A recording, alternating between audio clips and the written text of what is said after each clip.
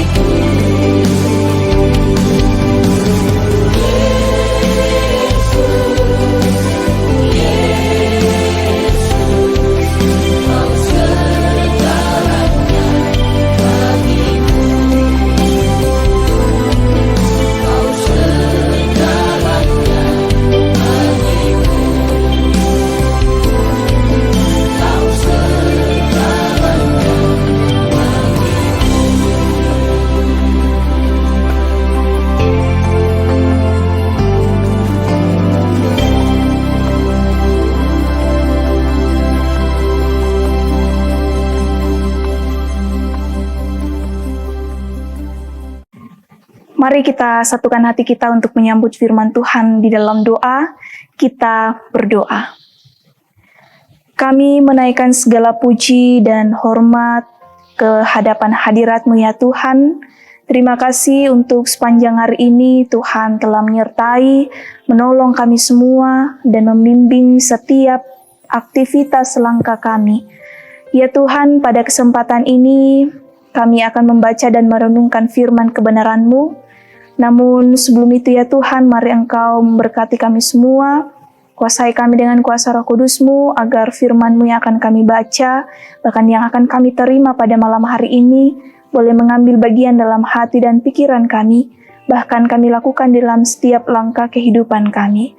Bersabdalah ya Tuhan, sebab kami telah siap. Dalam Kristus Yesus kami berdoa. Amin.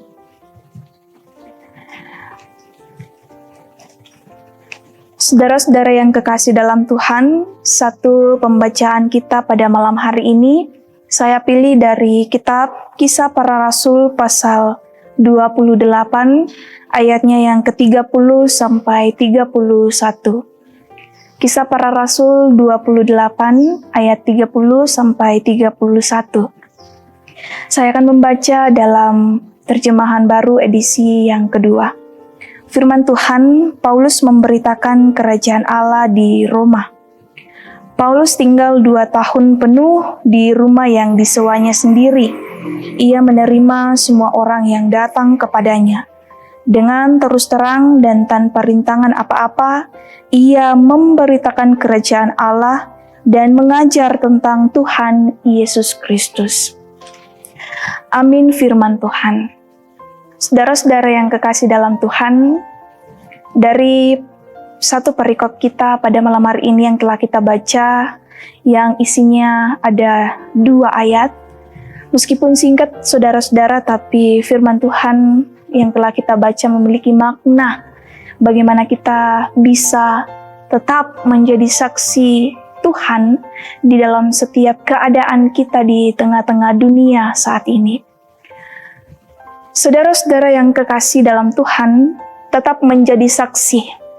Itu adalah tema yang akan mengantar kita memahami firman Tuhan pada malam hari ini. Tetap menjadi saksi, tema perenungan kita pada malam ini. Yang diangkat dari kisah nyata hidup dari salah seorang rasul, yaitu Rasul Paulus. Nah, saudara-saudara yang kekasih, banyak sudah pemfitnahan, penolakan, bahkan penganiayaan, bahkan juga penderitaan yang telah dialami oleh Rasul Paulus. Ketika kita membaca perikop-perikop sebelumnya, namun di tengah itu semua, Paulus tanpa henti-hentinya untuk memberitakan Injil tentang kebenaran Yesus Kristus.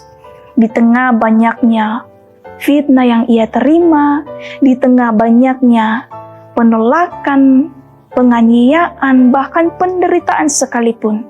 Tetapi Rasul Paulus tidak ada henti-hentinya untuk memberitakan Injil kebenaran Kristus. Sampai akhir catatan Lukas di dalam kitab Kisah Para Rasul ini yang menjadi bahan kita pada malam hari ini, ditunjukkan bahwa Paulus itu tetap menjadi saksi Kristus. Jelas di ayat yang ke-31 dikatakan dengan terus terang dan tanpa rintangan apa-apa. Ia memberitakan kerajaan Allah dan mengajar tentang Tuhan Yesus Kristus. Ini menunjukkan bahwa Paulus tetap menjadi saksi Kristus yang setia, meskipun telah banyak fitnah, banyak penolakan, bahkan banyak penganiayaan serta penderitaan yang ia alami. Sekalipun ia saat itu sedang berada di dalam penjara. Selama 2 tahun Bapak Ibu Saudara-saudara, Paulus tinggal di tempat yang disewanya sendiri. Yang berarti ia menanggung sendiri biaya hidupnya. Nah, dari sini kita dapat memegang asumsi logis bahwa Paulus sebagai seorang tahanan tidak membuang-buang waktu, tetapi terus bekerja demi seluruh kebutuhan hidupnya. Ia mempergunakan kesempatan yang ada. Yang pertama, mempergunakan waktu untuk tetap menjadi saksi Kristus.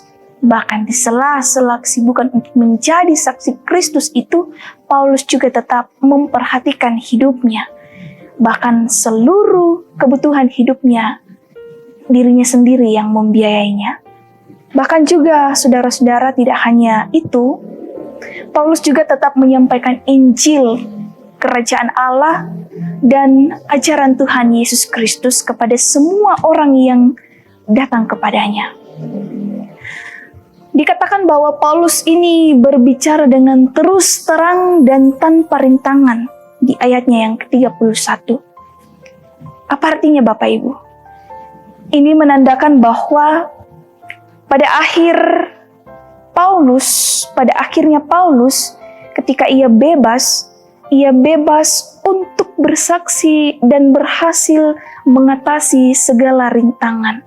Rintangan apa yang ia berhasil lalui, yaitu penderitaan, ketika ia dipenjarakan, ketika ia menerima penolakan, Paulus berhasil mengatasi segala rintangan itu. Dan ketika ia telah bebas, maka ia memperlihatkan keberhasilan itu melalui kesaksiannya. Saudara-saudara yang kekasih dalam Tuhan, kisah yang dimulai dari Yerusalem dengan Yesus yang menyatakan kerajaan Allah dan memanggil murid-muridnya untuk menjadi saksi telah sampai di Roma dengan Paulus menjadi saksinya sesudah mengalami pertobatan. Ini juga adalah salah satu pekerjaan Kristus dalam kehidupan Rasul Paulus ketika ia datang kepada Tuhan untuk mengalami pertobatan, maka di situ jugalah Paulus dipakai oleh Tuhan untuk menjadi saksinya. Injil yang pada mulanya ditolak dan dianggap sebagai kebodohan telah mengubah hidup jutaan orang di seluruh dunia.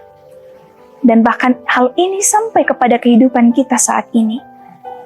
Banyak orang yang dulunya hidup di dalam kegelapan telah dibuat terang melalui Injil Kristus. Semua ini karena kuasa Allah Bapak Ibu Saudara-saudara yang menyertai setiap orang yang dipanggil dan diutusnya. Sama dengan kehidupan Rasul Paulus.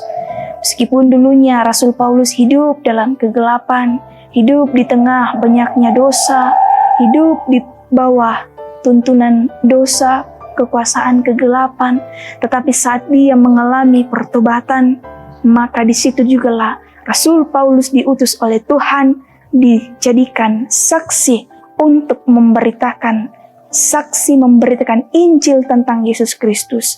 Dan banyak orang yang telah hidup diubah oleh Injil kebenaran Kristus. Karena itu Bapak Ibu Saudara-saudara, apa yang perlu kita pelajari dari dua ayat pembacaan kita pada saat ini? Bahwa melalui kehidupan nyata yang dialami oleh Rasul Paulus, setialah selama kita masih memiliki kesempatan untuk menjadi saksi Kristus di tengah-tengah dunia ini. Meskipun kita tahu banyak penolakan yang akan kita terima, banyak penganiayaan yang akan kita jumpai, bahkan banyak penderitaan yang akan kita lalui, tetapi jangan membuat hal itu menjadi rintangan untuk menjadi penghalang bagi kita untuk terus menjadi saksi Kristus di dunia ini. Mungkin juga apa yang harus kita lakukan untuk bersaksi sungguh sulit atau bahkan tampak mustahil untuk kita lakukan. Tetapi di dalam keyakinan iman saudara-saudara bahwa Tuhan yang mengutus, pasti juga Tuhan yang akan memampukan kita untuk bersaksi tentang kebenaran Injil. Sehingga semakin banyak orang yang hidupnya dibaharui oleh karena Injil. Karena itu, saudara-saudara, bersaksilah. Ceritakanlah kasih dan kuasa Allah yang telah membawa keselamatan bagi saudara-saudara. dan bersikaplah terus terang mengenai apa yang setelah Allah lakukan dalam hidup saudara-saudara. Kesulitan dan masalah datang silih berganti, tetapi itu bukan rintangan bagi kita yang mempunyai tugas untuk tetap bersaksi bagi Tuhan Yesus Kristus. Karena tugas kita dalam dunia ini sebagai orang percaya, sebagai orang yang telah menerima identitas sebagai orang yang kudus dan tak bercela, bahkan telah menerima keselamatan secara cuma-cuma, maka tugas kita, mari kita memberitakan Injil kebenaran Tuhan itu dengan terus terang di tengah dunia ini. Terpujilah nama Tuhan, haleluya, amin. Saudara-saudara yang kekasih dalam Tuhan, firman Tuhan telah kita dengarkan bersama. Karena itu mari kita menyambut, mengimani firman Tuhan itu dalam kehidupan kita dengan sebuah lagu berikut ini.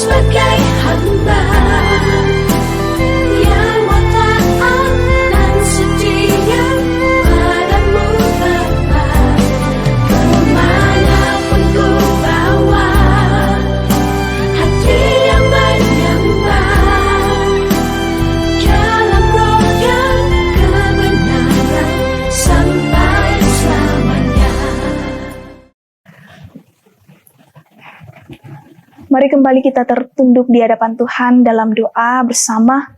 Kita berdoa.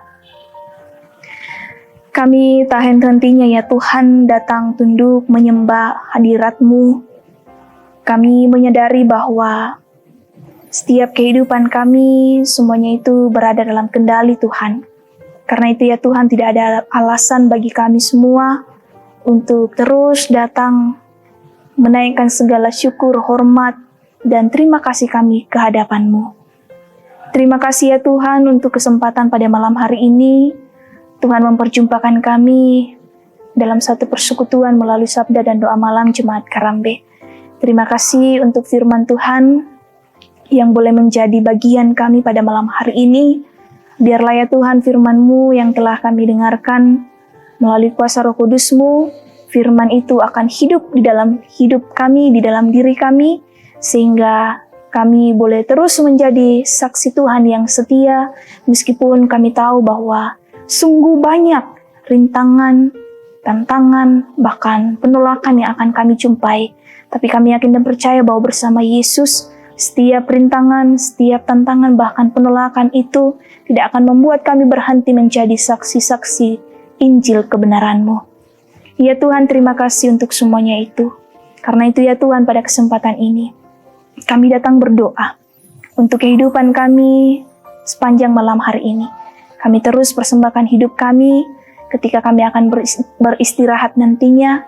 Tuhan yang akan menjaga, menolong kami, sehingga esok pagi jika Tuhan berkenan, kami boleh bangun dengan tubuh yang sehat dan kuat, dan boleh terus melanjutkan aktivitas tanggung jawab yang Tuhan telah berikan kepada kami. Tak lupa ya Tuhan, kami berdoa bagi saudara-saudara kami yang saat ini dalam satu pergumulan, entah itu sakit penyakit, masa-masa tua, bahkan proses-proses pemulihan, bahkan pergumulan-pergumulan yang lainnya Tuhan. Kami percaya bahwa semuanya itu Tuhan ketahui, karena itu kami juga percaya Tuhan juga yang akan selalu menopang kami di dalam satu pergumulan yang kami alami saat ini. Baik itu sakit penyakit, orang tua, saudara-saudara kami yang saat ini dalam proses pemulihan, pengobatan, bahkan pergumulan-pergumulan lainnya. Tuhan yang akan menjadi penuntun dalam setiap kehidupan kami.